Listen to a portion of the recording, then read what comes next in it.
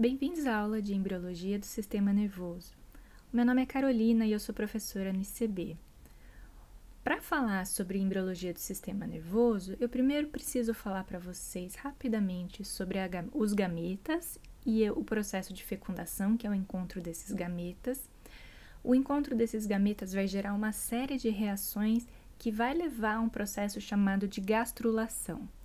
A gastrulação é a formação de 3 folhetos embrionários, o ectoderma, o mesoderma e o endoderma. E apenas após a gastrulação é que o embrião fica apto a fazer o processo chamado de neurulação, que é a formação do sistema nervoso. Então, antes de neurular, vamos primeiro fecundar e depois gastrular.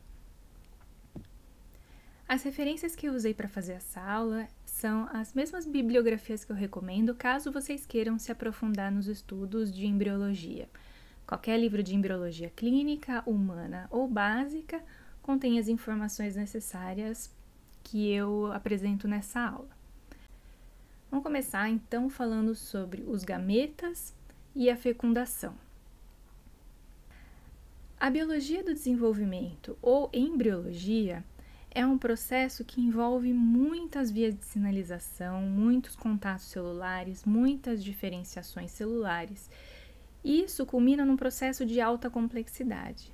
E essa alta complexidade reflete na complexidade do ser humano também, além da sua biodiversidade. Então, a combinação de 2 células, que são os gametas, o gameta masculino e o gameta feminino, gera uma diversidade imensa de pessoas, de biotipos, de formas. Mesmo pessoas sendo da mesma família, nós conseguimos ver similaridades entre elas e muitas diferenças entre elas, porque a biologia do desenvolvimento ou a embriologia é muito complexo, porque os seres humanos, os indivíduos vivos, são muito complexos. E tudo começa com o encontro dos gametas. Nós temos 2 gametas, o gameta masculino chamado de espermatozoide e o gameta feminino chamado de óvulo. Essas 2 células, elas são complementares, ou seja, elas possuem metade do DNA de um indivíduo para que quando elas se unam, elas formem um indivíduo completo, com os números de cromossomos apropriados para aquela espécie. Então, nós temos aqui o espermatozoide. É uma célula única com um núcleo bem condensado e aqui nós temos um óvulo, também uma célula única com um núcleo grande, mas esse núcleo já não está tão condensado e um citoplasma, bastante citoplasma. Essas células não estão em tamanho real, mas se a gente for comparar o tamanho uma da outra, esse aqui é o tamanho do espermatozoide em comparação com o tamanho do óvulo. Então, apesar de serem 2 células únicas, o tamanho dessas células é muito diferente uma da outra. Além de tamanho, elas têm características gerais diferentes também. Por exemplo, tanto o óvulo quanto o espermatozoide participam da contribuição gênica para o indivíduo novo. Isso quer dizer que cada um vai trazer metade dos cromossomos para que quando esses cromossomos se unam, eles formem um indivíduo completo. Então, tem um N do espermatozoide, um N do óvulo ou ovócito, e juntos eles vão formar um indivíduo novo, 2 Ns. O espermatozoide é uma célula muito especializada porque ela tem motilidade. Ela tem uma estrutura chamada flagelo, e esse flagelo confere motilidade à célula.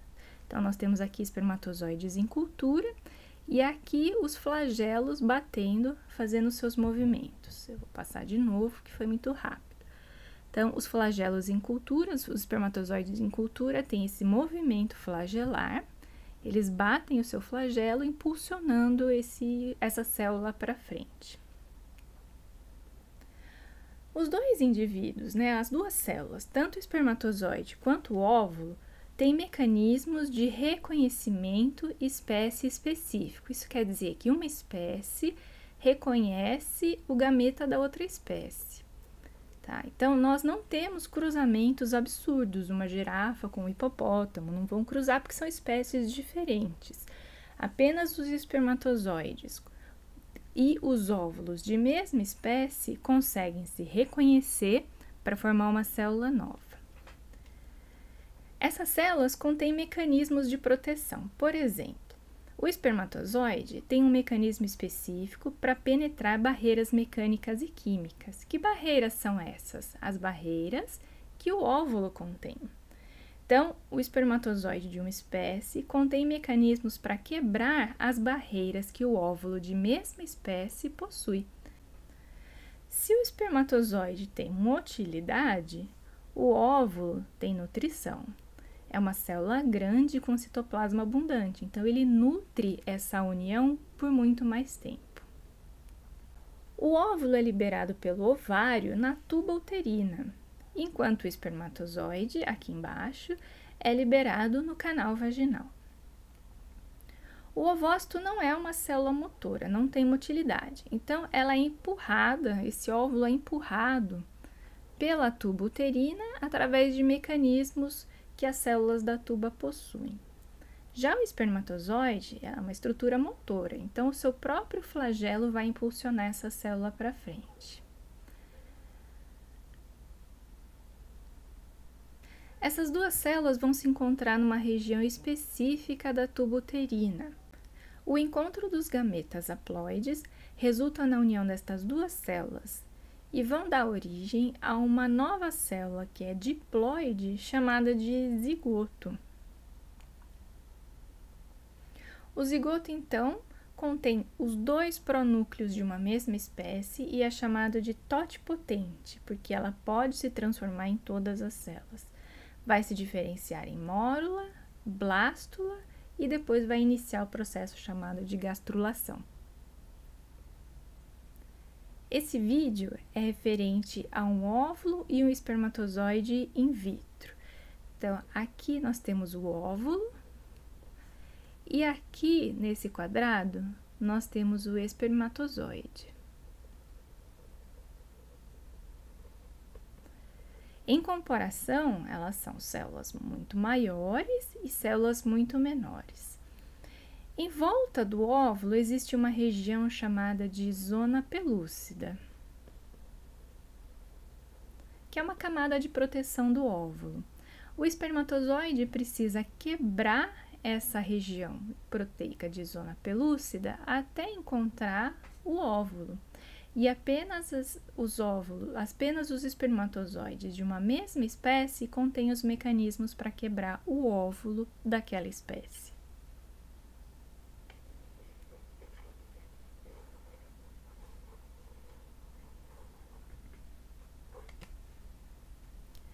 Então, nesse vídeo, nós temos o espermatozoide rompendo a barreira do óvulo, da zona pelúcida, e a partir do momento que ele encontra fisicamente esse óvulo, ele deposita o seu núcleo dentro da célula. O óvulo começa a fazer uma reação extracelular e os dois pronúcleos, ou seja, os dois DNAs, começam a se encontrar. A partir do momento que elas se encontram, começam a fazer as primeiras clivagens. Uma célula viram duas, e duas células viram quatro, quatro células viram 8 e assim por diante. Então, o encontro dos dois gametas gera uma célula chamada de zigoto. O zigoto é o resultado da união do óvulo com o espermatozoide. É o início de um novo organismo, uma nova célula única e diferente. Essa célula começa a fazer as primeiras divisões celulares chamadas de clivagem. Nos seres humanos, a primeira clivagem ou divisão celular acontece cerca de 30 horas depois da fecundação, ainda no primeiro dia. Essas células começam a receber o nome, então, de blastômero. São as mesmas células, só recebem uma nomenclatura diferente. De duas células partem para 4 células e a cada divisão essas células se tornam menores. Isso quer dizer que elas começam a dividir o seu citoplasma, mas elas mantêm o seu ambiente controlado. Elas não aumentam a sua área total e a cada divisão essas células começam a partilhar o seu citoplasma. Então quer dizer que elas ficam cada vez menores. Ao chegar no estágio de aproximadamente 8 células, elas começam a mudar a sua forma e começam a ficar bem agrupadas, agrupar firmemente, tornando-se bem compactas. Essa proximidade entre as células permite uma interação entre elas e a troca de informação. Então, elas estão muito próximas umas das outras, trocando informações ativamente. O próximo estágio é chamado de mórula. Essas células continuam se dividindo e até atingirem aproximadamente de 12 a 32 células, elas recebem o nome de mórula porque parece com uma amora. Isso acontece aproximadamente 4 dias depois da fecundação nos seres humanos. O próximo estágio da mórula, então ela vai se especializar e vai começar a formar uma cavidade chamada de cavidade blastocística. Então, dentro dessa estrutura, começa a ter infiltração de líquido ou fluido uterino e começa a aparecer uma cavidade interna dentro da mórula. Esse é um vídeo de desenvolvimento de embrião de camundongo, mostrando vários blastocistos. Então, aqui, ó, já tem células com os zigotos já em segunda divisão e elas continuam se dividindo. 2 se tornam 4, 4 se tornam 8. Então, são várias várias estruturas que vão se transformar em mórula numa plaquinha de Petri. Então, vejam que as células se dividem no seu ritmo próprio, não acontece todas ao mesmo tempo nessa espécie, assim como nos seres humanos, e elas se dividem, ficam menores, vocês podem perceber que a cada divisão elas compartilham seu citoplasma e ficam menores. Elas começam a se dividir, prestem atenção nessa estrutura aqui embaixo, e elas ficam muito próximas umas das outras, quase que não dá mais para ver a divisão entre uma célula e outra, porque elas estão muito próximas, trocando informação entre si. As células ainda existem, são unidades individuais, mas elas estão bem próximas e bem aderidas umas às outras. Esse é o estágio de mórula, onde as células são maciças ainda, então são muitas células compactas, aderidas umas às outras, e não tem cavidade interna. Porém, conforme essa estrutura evolui, começa a ter uma infiltração de fluido. E aí, na parte de dentro, começa a surgir uma cavidade chamada de blastocele ou blastocisto. E a gente já consegue ver o aparecimento dessa cavidade interna aqui nesse embrião, por exemplo. Então, ó, dá para ver aqui dentro uma região de cavidade contendo líquido. E as células começam a ser empurradas para a periferia dessa estrutura. Então, dentro forma uma cavidade e as células ficam cada uma no seu lugar, empurradas para a periferia. Recapitulando, então nós temos o encontro dos gametas, esse encontro forma uma nova célula chamada de zigoto. O zigoto começa a se dividir, fazer clivagem, se tornam 2 células, de 2 para 4, 4 para 8 e assim por diante, até formar uma estrutura chamada de mórula, que parece uma mórula, mas é parece uma amora, mas é uma amora maciça. A partir daí começa a ter infiltração de líquido e aparece uma estrutura interna, chamada uma cavidade, chamada de blastocisto ou blastocele. Essa estrutura, então, recebe o nome de blastocisto ou blástula. A blástula está pronta para fazer a sua implantação. Ela perde aquela proteção em volta de camada chamada de zona pelúcida e essa região, essa estrutura chamada de blastocisto, vai implantar, vai entrar no útero e vai se desenvolver lá dentro no embrião. A blástula ou blastocisto é uma estrutura que tem uma cavidade interna, porque o fluido vai penetrar e vai aumentar a região dessa cavidade. Isso acontece rápido, por volta de 6 dias depois da fecundação já temos um blastocisto. E o blastocisto é dividido em 2 estruturas, uma externa, aqui chamada de trofoblasto, e uma interna chamada de embrioblasto ou células tronco-embrionárias. Então, nesse período, o estágio de blástula, nós temos duas camadas de célula. O embrião é constituído de trofoectoderma ou trofoblasto, que são essas células que rodeiam o embrião. E dentro nós temos um conjunto de células chamado de massa celular interna ou embrioblasto.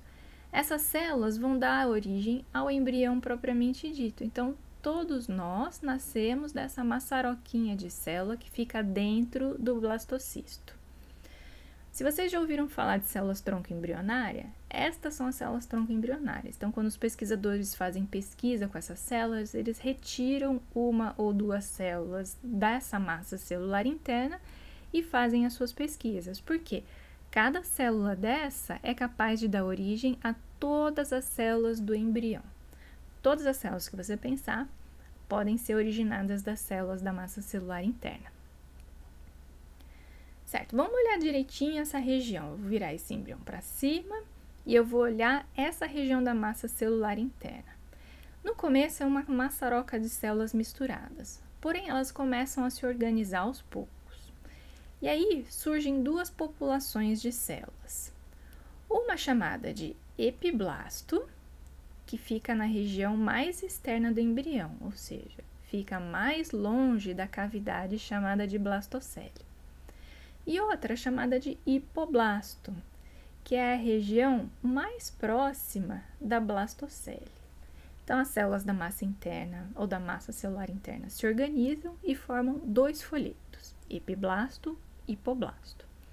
O resto do embrião continua se organizando também. Então, tem a cavidade amniótica, tem o crescimento das células do trofoblasto, mas isso para a gente não interessa. O que interessa é o desenvolvimento do embrião.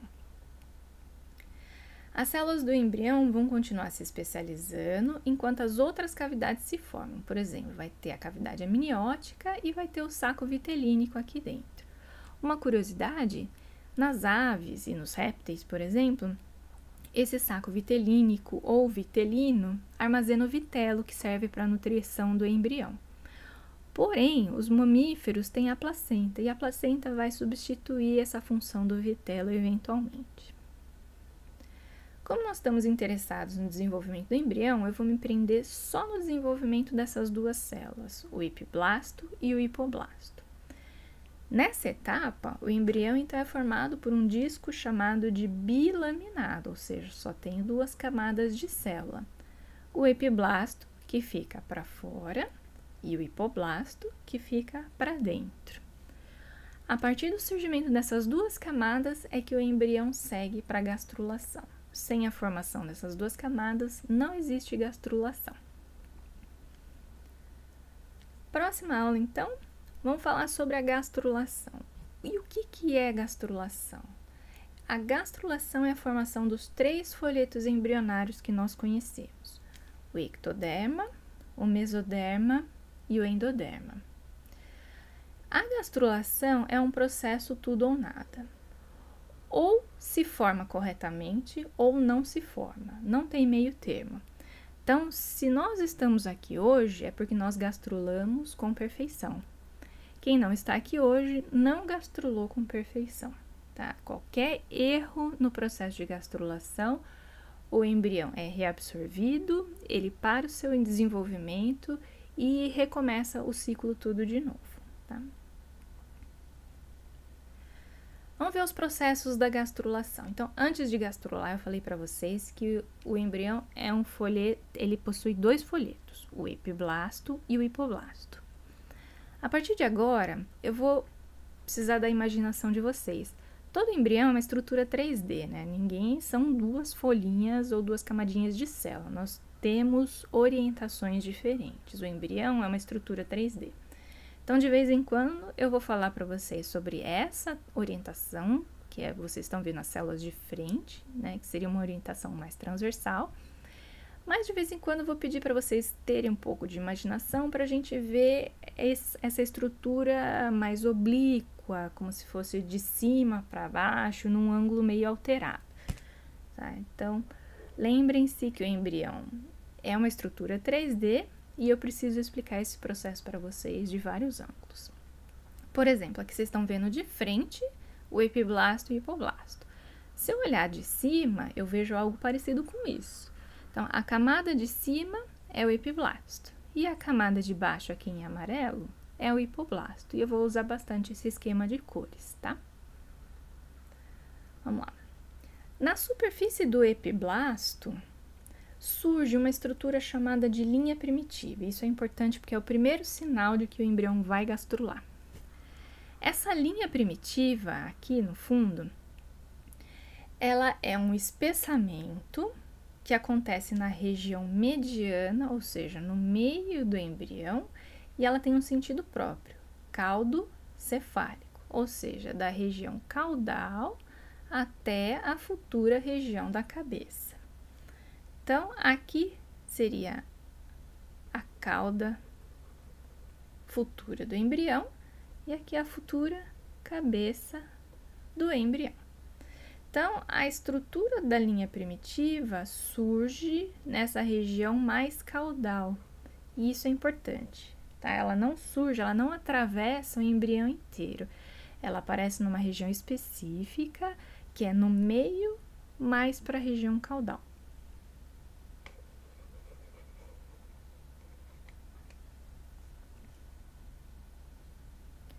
Olhando nessa microscopia de varredura, então, eu tenho aqui em cima é o epiblasto, aqui embaixo, bem discreto, é o hipoblasto, e nessa região eu tenho a linha primitiva, que é um corte que acontece na região do epiblasto.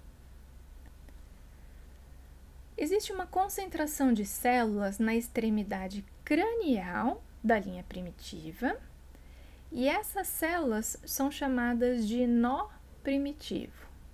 Dependendo da espécie, tem outros nomes. Pode ser nó de Hansen, só nó, organizador e outros nomes dependendo da espécie. Essa estrutura é importante porque ela sinaliza para todos os eventos que vão acontecer durante a gastrulação. Então, a gente tem a linha primitiva e na ponta da linha primitiva um nó, chamado de nó primitivo, que sinaliza. Vamos ver direitinho como que acontece a gastrulação.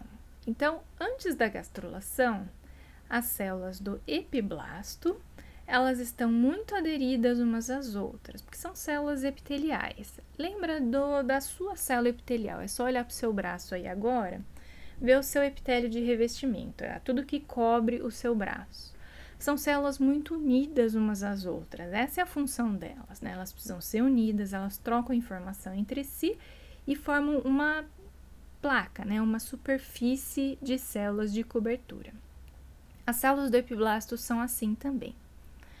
Porém, no começo da gastrulação, elas mudam a sua morfologia. Então, elas aqui são células epiteliais, mas durante a gastrulação, elas se despregam das suas coleguinhas, das suas vizinhas, e mudam seu formato. Agora, elas estão uma célula chamada de mesenquimal. Mesenquimal é uma célula livre, que não faz adesão com outras células, ela não tem adesão, ela não está aderida ou presa a outras células. Ela estende filopódios, lamelipódios e consegue migrar. E para onde que ela vai migrar? Ela vai migrar em sentido à linha primitiva, porque aqui é um buraco, acabou de abrir um buraco no epiblasto. Então, ela vai ser atraída para essa região e vai migrar em direção à linha primitiva. Uma vez que ela chega na linha primitiva, ela vai entrar no espaço que fica entre o epiblasto e o hipoblasto. Então, ela vai cair para dentro aqui e vai preencher a região interna do embrião agora.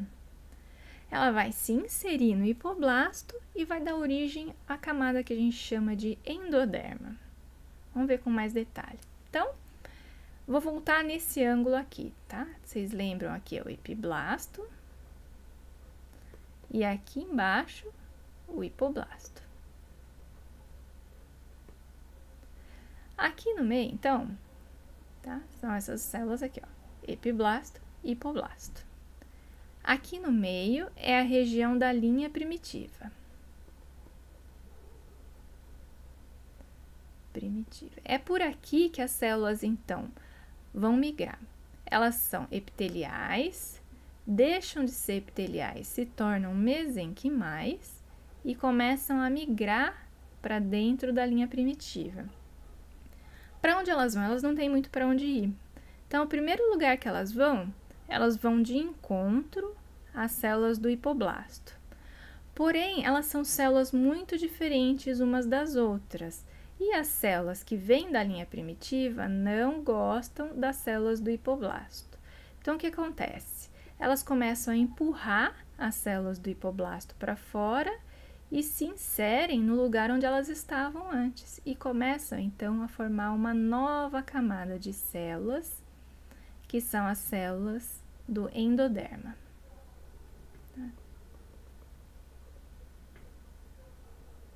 Então, é uma nova camada que se formou a partir das células que vieram do epiblasto pela linha primitiva. Esse vídeo, é lógico, que vai mostrar muito melhor do que o meu esqueminha de primeira série. Então, tem aqui a linha primitiva, o nó primitivo. Fazendo um corte, vamos olhar por dentro num ângulo transversal. Olhando de frente, então aqui, epiblasto, hipoblasto e a linha primitiva. As células migram pela linha primitiva, empurram o hipoblasto e formam uma nova camada chamada de endoderma. Então, agora o embrião tem duas camadas, só que uma camada nova chamada de endoderma. O processo não para aí.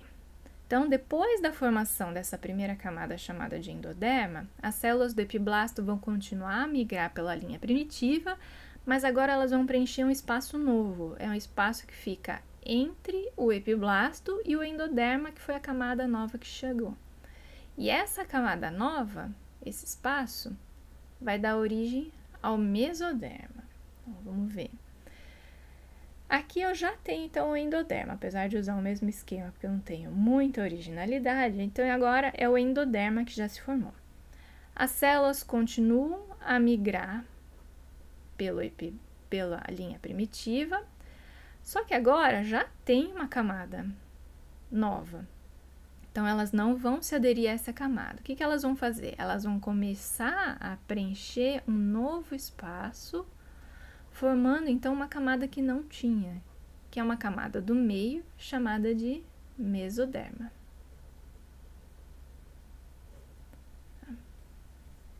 Vamos ver o vídeo, porque o desenho é muito ruim. Epiblasto, linha primitiva e o endoderma já existe. As células continuam migrando, só que agora vão preencher a região do meio, o recheinho do embrião, que é o nosso conhecido mesoderma. No fim da gastrulação, o embrião tem finalmente os 3 folhetos embrionários que nós conhecemos.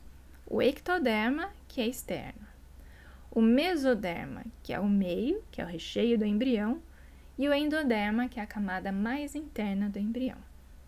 Agora, o embrião está apto a formar sistema nervoso. E o sistema nervoso vai ser derivado do ectoderma.